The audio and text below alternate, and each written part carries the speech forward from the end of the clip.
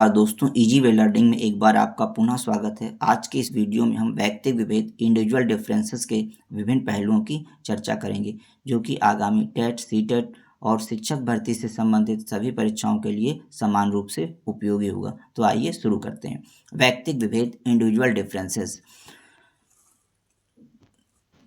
दोस्तों, विभिन्न व्यक्तियों में परस्पर भिन्नता का होना प्रकृति का स्वाभाविक देन है। संसार में कोई भी दो व्यक्ति पूर्ण रूप से एक दूसरे के समान नहीं होते हैं। व्यक्ति में परस्पर कुछ न कुछ अंतर अवश्य होते हैं। यहाँ तक कि एक ही माता पिता की संतानों में भी रंग, रूप, शारीरिक गठन, बुद्धि, रुचि आदि में स्पष्ट रूप से भिन्नता होती है। वास्तव में प्रत्येक व्यक्ति की अपनी कुछ विशेषताएं होती हैं जो उसे अन्य व्यक्तियों से अलग व्यक्ति के रूप में प्रस्तुत करती हैं। व्यक्तिगत विभेद का इतिहास संभवतः मानव जाति के इतिहास जितना ही प्राचीन है। सदैव ही व्यक्तियों में उनकी योग्यताओं तथा सामर्थ्य के आधार पर भेद किया जाता रहा है। प्राचीन काल में व्यक्ति की शारीरिक सामर्थ्य तथा मानसिक योग्यताओं के आधार पर भेद करने के स्पष्ट उदाहरण मिलते हैं, परंतु उस समय शारीरिक सामर्थ्य तथा मानसिक योग्यताओं का मापन करने के लिए प्रयुक्त की जाने वाली विधियां अप्रामाणिक थी। आधुनिक मनोवैज्ञानिक परीक्षणों के निर्माण के फलस्वरूप व्यक्तिगत भिन्नताएं का विचार स्पष्ट रूप से सामने आया। सन 1796 में ग्रीनविच वेधशाला के एक कर्मचारी को इसलिए नौकरी से निकाल दिया गया कि उसके कार्य करने की यथार्थता कुछ कम थी। सर फ्रांसिस गाल्टन ने सन 1869 में हेरिडिटरी जीनियस नामक अपनी पुस्तक में व्यक्तिगत विभिन्नताओं का वैज्ञानिक ढंग से विवेचन प्रस्तुत किया। दोस्तों, इस पुस्तक को याद रखिएगा। हेरिडिटरी जीनियस पुस्तक के लेखक कौन है? Sir Francis Galton. उन्होंने व्यक्तिगत विभिन्नताओं की चर्चा सबसे पहले अपनी इस पुस्तक में की।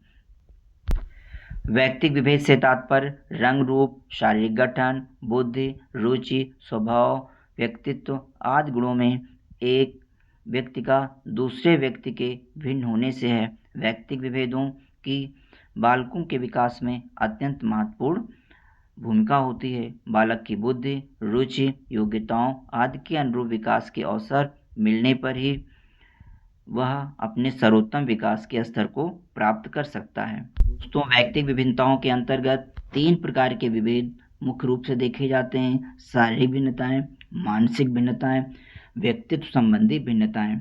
शारीरिक भिन्नताएं फिजिकल डिफरेंसेस क्या हो सकते हैं?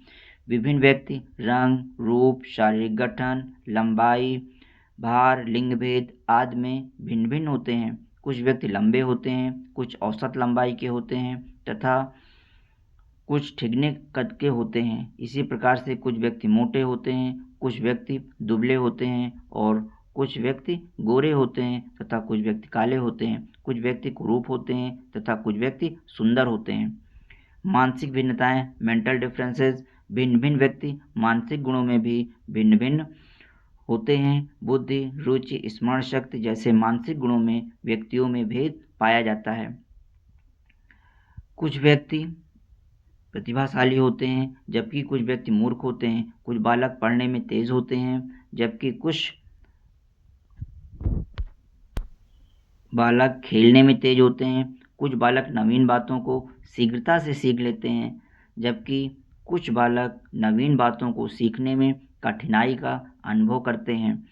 कुछ बालक एक बार सुनी बात को अधिक समय तक याद रख सकते हैं जबकि कुछ बालक बातों को शीघ्र ही भूल जाते हैं। व्यक्तित्व संबंधी विभिन्नताएं पर्सनालिटी डिफरेंसेस। विभिन्न व्यक्तियों का व्यक्तित्व भी भिन्न भिन्न होता है। कुछ व्यक्ति अंतर्मुखी होते हैं जबकि कुछ व्यक्ति बहिर्मुखी होते हैं। कुछ व्यक्ति नम्र स्वभाव के होते हैं और कुछ व्यक्ति उग्र स्वभाव के होते हैं। कुछ व्यक्ति हंसमुख व प्रसन्नचित्त होते हैं जबकि कुछ व्यक्ति उदार और कठोर होते हैं।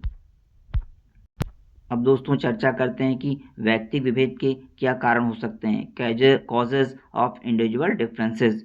व्यक्तियों अथवा बालकों में व्यक्तिगत भेद होने के अनेक कारकों को उत्तरदायी माना जाता है। पहला महत्वपूर्ण कारक है वंशानुक्रम, हेरिडिटी। व्यक्तिगत भिन्नता का एक प्रमुख कारण वंशानुक्रम है। गाल्टन, पियर्सन, टर्मन आदि मनोवैज्ञानिकों ने अपने अध्ययनों के द्वारा यह सिद्ध कर दिया है कि अनेक शारीरिक, मानसिक तथा व्यक्तित्व संबंधी विभिन्नताओं के लिए वंशानुक्रम काफी सीमा तक उत्तरदायी होता है।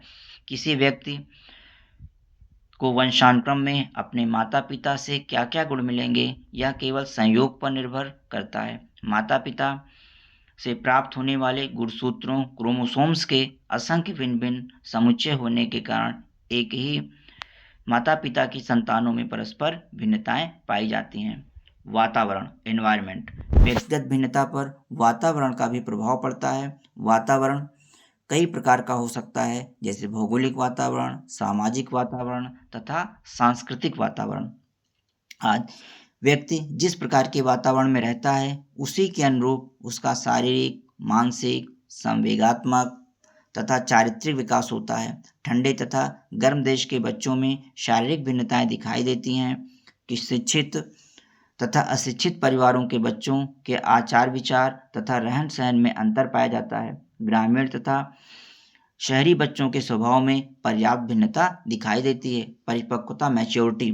परिपक्वता का संबंध प्रायः आयु से होता है। भिन्न भिन्न आयु के बच्चों में शारीरिक, मानसिक तथा अन्य दृष्टियों से अंतर होता है। वातावरण के प्रभाव तथा अधिगम से भी व्यक्तियों में परिपक्वता आती है। बुद्धि, इंटेलिजेंस। बुद्धि व्यक्तिगत भिन्नताओं का एक महत्वपूर्ण कारक होता है। बुद्धि की भिन्नता व्यक्तियों में व्यापक अंतर कर देती है। बुद्धि भेद के कारण व्यक्ति की शैक्षिक तथा व्यावसायिक उपलब्धियों में पर्याप्त अंतर आ जाता है। लिंग भेद, सेक्स डिफरेंस। लिंग भेद के कारण बालक तथा बालिकाओं में शारीरिक गठन, मानसिक तथा संवेगात्मक दृष्टि से अंतर पाया जाता है। तो मानसिक तथा संवेगात्मक दृष्टि से अंतर पाया जाता है। बालक बालिकाओं के शारीरिक गठन, स्वभाव तथा व्यक्तित्व संबंधी गुणों में विभिन्नता पाई जाती है। बालक प्राय कठोर, साहसी होते हैं, जबकि बालिकाएं प्राय कोमल, दयालु और लज्जाशील होती हैं। स्वास्थ्य। अगला महत्वपूर्ण कारक है स्वास्थ्य।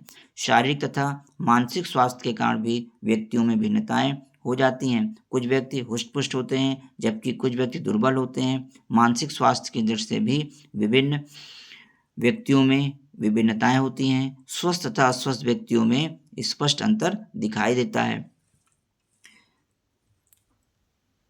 पृष्ठभूमि, बैकग्राउंड। सामाजिक, आर्थिक, शैक्षिक तथा सांस्कृतिक पृष्ठभूमि का व्यक्तियों के विकास में महत्वपूर्ण स्थान रहता है। भिन्न भिन्न प्रकार की पृष्ठभूमियों में पालन पोषण होने पर बच्चों में विभिन्न गुण भिन्न भिन्न ढंग से विकसित होते हैं। अगली विशेषता है जात तथा प्रजाति, कास्ट एंड रेस।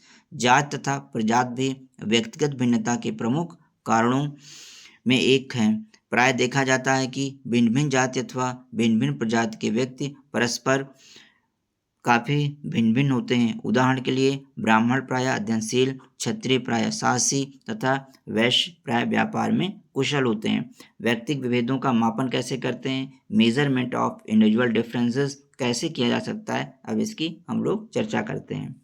दोस्तों, व्यक्तिगत विभेदों को हम विभिन्न प्रकार से जान सकते हैं, समझ सकते हैं, जैसे अवलोकन, ऑब्जर्वेशन के माध्यम से, परीक्षण, टेस्ट के माध्यम से, मापनी स्केल के माध्यम से, व्यक्तिगत इतिहास विधि, केस हिस्ट्री मेथड के माध्यम से, संचयी अभिलेख और कुमुलेटिव रिकॉर्ड जैसे विभिन्न विधियां हो सकती हैं। अवलोकन विधि, ऑब्जर्वेशन मेथड। अवलोकन व्यक्तियों के गुणों का मापन करने की एक महत्वपूर्ण विशेषता है और विधि है। अवलोकन जैसा कि नाम से स्पष्ट होता है, इसमें व्यक्ति अन्य व्यक्तियों के व्यवहार को देखकर उनके गुणों का वर्णन करते हैं।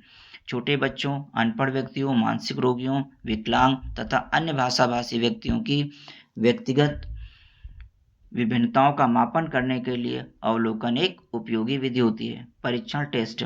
आधुनिक समय में व्यक्तिगत भिन्नताओं का मापन करने के लिए परीक्षणों का उपयोग किया जाता है। बुद्धि का मापन करने के लिए बुद्धि परीक्षणों, शैक्षिक उपलब्धि का मापन करने के लिए उपलब्धि परीक्षणों, व्यक्तित्व का मापन करने के लिए व्यक्तित्व परीक्षण तथा अभिरुचि का मापन करने के लिए अभिरुचि परीक्षणों का उपयोग किया जाता है। मापनी स्केल मापनी व्यक्ति के गुणों का मात्रात्मक विवरण प्रस्तुत करती है। व्यक्तिगत भिन्नताओं के मापन में मापनियों का प्रयोग भी किया जाता है। अभिवृत्ति का मापन करने के लिए अभिवृत्ति मापनी होती है का प्रयोग किया जाता है। इसी प्रकार अन्य मापनियाँ भी विकसित की गई हैं। व्यक्ति इतिहास विधि केस हिस्ट्री मेथड, इस विधि के द्वारा व्यक्ति के जीवन इतिहास को जानकर उसकी व्यक्तिगत भिन्नताओं का ज्ञान प्राप्त करते हैं। संचयी अभिलेख कुमुलेटिव रिकॉर्ड्स, संचयी अभिलेख बालकों की शैक्षिक प्रगति से संबंधित सूचनाएं प्रदान करते हैं। संचयी अभिलेख वास्तव में छात्रों के शैक्षिक इतिहास को प्रस्तुत करता है। दोस्तों, अब इस बिंदु में हम चर्चा करते हैं कि व्यक्तिक विभेद तथा शिक्षा यानी शिक्षा की व्यवस्था करते समय व्यक्तिक विभेदों का भी ध्यान में रखना चाहिए। और आधुनिक शिक्षा मनोवैज्ञानिक व्यक्तिक विभेद को अत्यंत महत्वपूर्ण स्थान देते हैं। वास्तव में छात्रों में दृष्टिगोचर व्यक्तिक भिन्नता के तत्व को अवहेलना नहीं की जा सकती है। जब छात्र परस्पर एक दूसरे बातों में भिन्न होते हैं तब उनके लिए एक समान शिक्षा व्यवस्था करना उचित नहीं है। कक्षा में भिन्न भिन्न योग्यताओं से युक्त छात्र होते हैं तथा अध्यापक प्रायः औसत छात्रों को दृष्टिगत रखकर अपने शिक्षण कार्य को संपादित करते हैं, जिससे मंदबुद्धि छात्र तथा अत्यधिक प्रतिभाशाली छात्र इस प्रकार के शिक्षण का सही से लाभ नहीं उठा पाते हैं। व्यक्तिगत विभिन्नताओं के कारण सभी छात्रों को एक ढंग से शिक्षा देते समय उनकी व्यक्तिगत विभिन्नताओं को भी ध्यान में रखना चाहिए। कुछ ऐसी महत्वपूर्ण बातों की चर्चा हम नीचे करते हैं जिनको अगर ध्यान में रखा जाए तो हम व्यक्तिगत विभिन्नताओं को ध्यान में रखकर अच्छे से शिक्षण कार्य कर सकते हैं। पहली महत्वपूर्ण जो ध्यान रखने की बात है वो है कक्षा का सीमित आकार, limited size of the classes. कक्षा में छात्रों की संख्या अधिक होने पर अध्यापक ना तो उनसे व्यक्तिगत संपर्क स्थापित कर पाता है और ना ही उनकी व्यक्तिगत भिन्नताओं को समझ पाता है। कक्षा में छात्रों की संख्या इतनी ही होनी चाहिए कि अध्यापक उन्हें भलीभांति समझ सकें तथा उनकी आवश्यकताओं, सामर्थ्य तथा रुचि के अनुरूप उनकी शैक्षिक प्रगति करने में अपना यथासंभव योगदान दे सकें। छात्रों का वर्गीकरण, क्लासिफिकेशन ऑफ द स्टूडेंट्स। कक्षा में बालकों को उनकी व्यक्तिगत भिन्नता के आधार पर सजातीय समूह होमोजेनस ग्रुप में विभाजित करना चाहिए। मानसिक आयु, शारीरिक प्रौढ़ता तथा संवेगात्मक परिपक्वता को दृष्टि में रखकर बच्चों को समूह में वर्गीकृत किया जा सकता है। तीसरा, पाठ्यक्रम में विभिन्नता, डाइवर्सिफिकेशन ऑफ करिकुलम। सभी छात्रों में एक समान पाठ्यक्रम का अध्ययन करने की सामर्थ्य नहीं होती है, अतः एक निर्धारित स्तर के उपरांत पाठ्यक्रम का विभेदीकरण करने की आवश्यकता होती है, जिससे छात्र अपनी सामर्थ्य तथा आवश्यकता के अनुरूप वैयक्तिक विषयों का चयन कर सकें।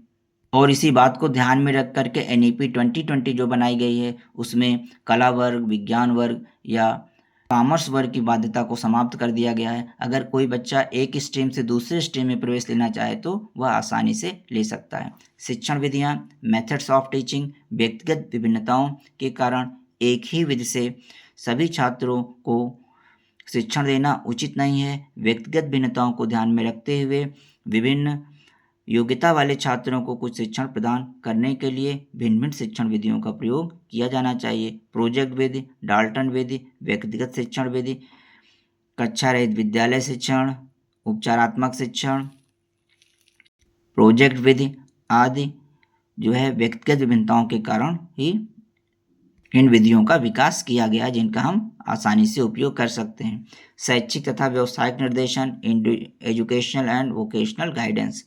व्यक्तिगत भिन्नता के आधार पर छात्रों को शैक्षिक और व्यावसायिक निर्देशन देना अत्यंत आवश्यक है, क्योंकि हर एक छात्र की रुचि, अभिरुचि, अभिक्षमता अलग अलग क्षेत्रों में हो सकती है, तो सभी को एक जैसा पाठ्यक्रम चुनने या व्यवसाय चुनने के लिए प्रेरित नहीं किया जा सकता है। इसके लिए किसी छात्र की रुचि किस प्रकार के पाठ्यक्रम में तथा किस व्यवसाय में है, इसके आधार पर उसे परामर्श देकर उसकी भावी जीवन में सफलता का मार्ग प्रशस्त किया जा सकता है। गृह कार्य होमवर्क छात्रों को प्रायः हम देखते हैं कि कक्षा में एक समान गृह कार्य दे देते हैं। तो इससे होता क्या है कि जो कुशल बुद्धि के छात्र होते हैं, औसत छात्र होते हैं, वो तो अपना गृह कार्य कर लेते हैं। लेकिन अगर हम जो है एक जैसा गृह कार्य देते हैं, होमवर्क देते हैं, असाइनमेंट देते हैं, तो जो सामान्य से बहुत नीचे बच्चे होते हैं, कुछ बच्चे क्लास में अवश्य ऐसे होते हैं जो कि जो हम गृह कार्य देते हैं, अगर एक जैसा गृह कार्य दे देते हैं तो वो फिर उसको नहीं करते हैं, और वहीं तीव्र बुद्धि के बालक हैं तो वो बहुत हल्के से उस गृह कार्य को लेंगे। तो हमें जो है कक्षा में व्यक्तिगत विभिन्नताओं को ध्यान में रख करके जो है अलग-अलग छात्रों को ध्यान में रख करके 1 या 2-3 ग्रुप के हिसाब से जो ग्रुप कर सकते हैं, ए, बी, सी ग्रुप बना सकते हैं। उसके आधार पर अगर गृह कार्य दें, उनकी रुचि के अनुसार जब गृह कार्य होगा तो उसको रुचि से करेंगे। और कहीं न कहीं जो बच्चे फिर स्कूल से दूर हो जाते हैं, क्लास जो है बंक करने लगते हैं, तो ऐसी जो स्थितियाँ उत्पन्न नहीं होंगी।